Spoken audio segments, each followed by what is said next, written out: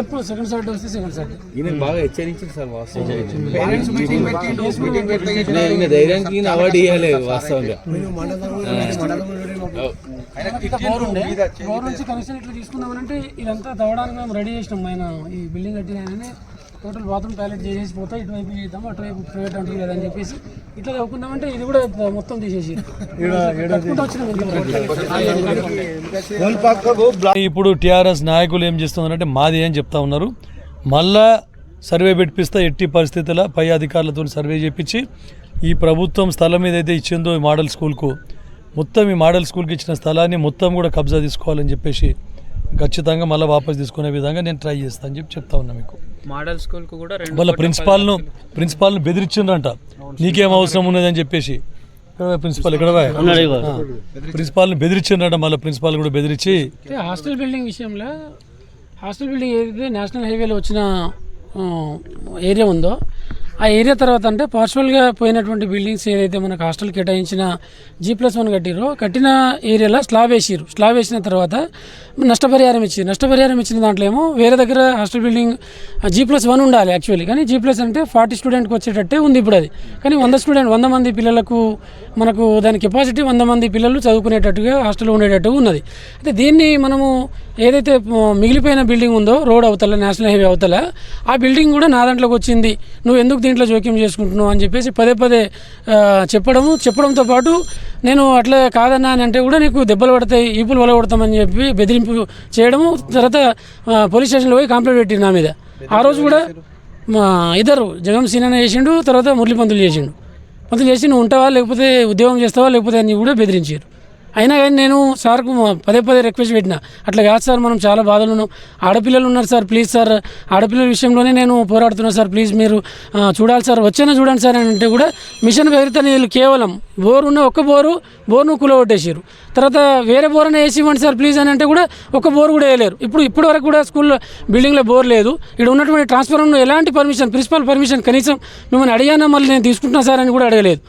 ఇక్కడ ఉన్న ట్రాన్స్ఫార్మర్ను ఎట్లా తీసేస్తారు, తర్వాత వాటర్ స్టోరేజ్ కోసం టాయిలెట్ కోసం ఉన్నటువంటి సింకును ఎట్లా తొలగిస్తారు, ఎలాంటి పర్మిషన్ లేకుండా తీసేసారు. కనీసం సరే నా దాంట్లో వస్తే ఆర్డర్ తీసుకొచ్చి నీకు ఇచ్చారు కదా, నీకు ఇచ్చిన ఆర్డర్ నాకు చూపిస్తే నేను సరే వదులుకుంటానని కూడా చెప్పిన నేను కనీసం.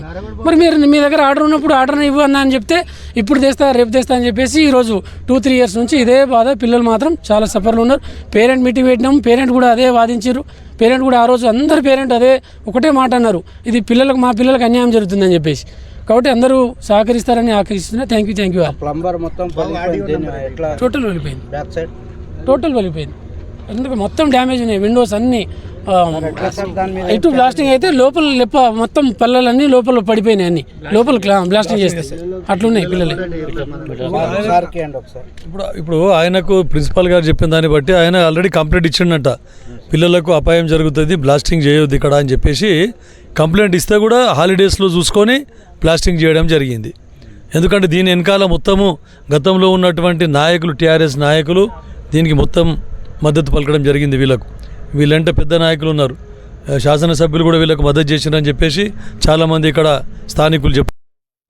ఏదైతే ఇప్పుడు సార్ చెప్పిండు కదా, ఇప్పటి మండల అధ్యక్షుడు, తర్వాత జంగం సీను, తర్వాత మురళీ పంతులు అని చెప్పేసి సార్ క్లియర్గా చెప్తా ఉన్నారు. ఈ వెంచర్ కూడా మురళీ పంతులకు సంబంధించింది అని చెప్తా ఉన్నారు. మళ్ళీ ఈ కాంపౌండ్ కాంట్రాక్టర్ కూడా మురళీ పంతులే ఉండే. మరి ఆ రోజు టెండర్ తీసుకొని ఆ రోజు కాంపౌండ్ వాల్ కట్టేటప్పుడు ఈ స్థలము ప్రభుత్వందేనే ఆయనే ఒప్పుకున్నట్టే కదా. మళ్ళీ ఈరోజు సర్వే చేయించి సర్వేలు అయితే తారుమారు కావు. ఇంకోటి ప్రభుత్వము ఇంత పెద్ద బిల్డింగు ఇన్ని కోట్ల రూపాయలు వెచ్చించి పిల్లలకు మోడల్ స్కూల్ కన్స్ట్రక్ట్ చేసేటప్పుడు గతంలో కిషారెడ్డి గారు శాసనసభ్యులు ఉన్నప్పుడు ఇక్కడ ఈ జాగా 5 ఎకరాల 30 గుంటలు దీనికి అలాట్ చేయడం జరిగింది. మరి అట్లాంటి ప్రభుత్వం కళ్ళు మూసుకొని అయితే అలాట్ చేయదు కదా. అప్పుడు సర్వే చేసి సర్వే నెంబర్ 1లో టోటల్ 18 ఎకరాల 30 గుంటల భూమి ఉంటే దాంట్లో నుంచి 5 ఎకరాల 30 గుంటలు దీనికి ఇవ్వడం జరిగింది. దాంట్లో భాగంగానే ఈ స్ట్రక్చర్ ఇవన్నీ హాస్టల్ మోడల్ స్కూల్ ఏర్పాటు చేయడం జరిగింది. కానీ ఈరోజు వచ్చి అదే కాంట్రాక్టరు ఆ రోజు అయితే కాంట్రాక్ట్ చేపట్టినటువంటి పనిచేసినటువంటి కాంట్రాక్టరే ఈరోజు ఇది నా కబ్జాలకు వస్తుంది అనడము చాలా ఆశ్చర్యకరం. ఇది స్వార్థం తప్ప మరేం లేదు. ఇంకోటి ప్రిన్సిపాల్ మీద నీ సంగతి చూసుకుంటానని దౌర్జన్యం కాదా? పాపం ఆయన ఎక్కడో ఉద్యోగం చేసుకొని పిల్లల బాగోగులు చూసుకోవాలని చెప్పేసి పై అధికారులకు ఎంతోమంది కూడా ఆయన కంప్లైంట్ చేయడం జరిగింది. ఆయన కూడా పట్టించుకోండి. అంతేందుకు నేనే ప్రతిపక్షంలో ఉన్నప్పుడు సర్వే నంబర్ 1 మీద గతంలో ఉన్నటువంటి ఆర్డీఓకు కలెక్టర్లకు కంప్లైంట్స్ పెట్టడం జరిగింది. మొత్తం సర్వే చేసి ప్రభుత్వ స్థలము అన్యాక్రాంతం అవుతుంది, ఎంతోమంది కబ్జాదారుల పరమవుతున్నది. కాబట్టి ప్రభుత్వ స్థలాలు మనము కాపాడవలసిన బాధ్యత మన మీద ఉన్నది ప్రభుత్వం మీద అని చెప్పేసి దరఖాస్తు ఇవ్వడం జరిగింది గతంలో కలెక్టర్ గారికి.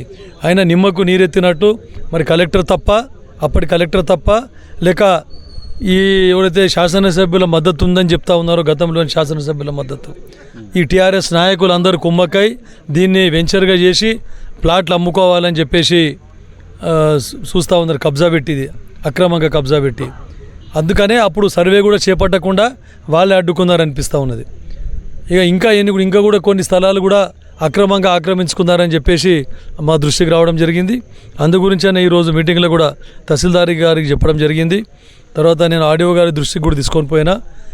టోటల్గా సర్వే చేయించి survey number 1, survey number 258, survey number 217, ఇంకోటి ఏదైతే సర్వే నంబర్ 238 ఇది మొత్తం కూడా సర్వే చేసి, ఇది ఒకటే కాకుండా మండలంలో ఉన్నటువంటి ప్రభుత్వ భూములు ఏవైతే ఉన్నాయో గుర్తించి వాటన్నిటిని కూడా కాపాడాలని చెప్పేసి తహసీల్దార్ గారి దృష్టికి తీసుకుపోవడం జరిగింది. ఇప్పటికైనా ప్రిన్సిపల్ గారు చెప్పినట్టు వీళ్ళు అక్రమంగా లేఅవుట్ ఇక్కడ చేస్తూ ఉన్నారు. మళ్ళీ ఈ లేఅవుట్కు పర్మిషన్ ఉందా లేదా కూడా తెలియదు. చేసుకుంటే వాళ్ళ స్థలంలో చేసుకుంటే మాకేం అభ్యంతరం లేదు. కానీ ప్రభుత్వము హాస్టల్కు కేటాయించిన స్థలంలో అక్రమంగా వచ్చి కబ్జా చేస్తామంటే మాత్రము ఊరుకునే ప్రసక్తి లేదు. ప్రజల ఆస్తి కాపాడే విధంగా, ఎందుకంటే నాకు ప్రజలు ఎన్నుకున్నారు, నేను ప్రజాప్రతినిధిని. ఎవ్వరు ఎంత పెద్దవాళ్ళు అయినా కూడా ఆక్రమణ ప్రభుత్వ స్థలాన్ని ఆక్రమిస్తే వదిలిపెట్టే ప్రసక్తి లేదని చెప్పి చెప్తా ఉన్నాను.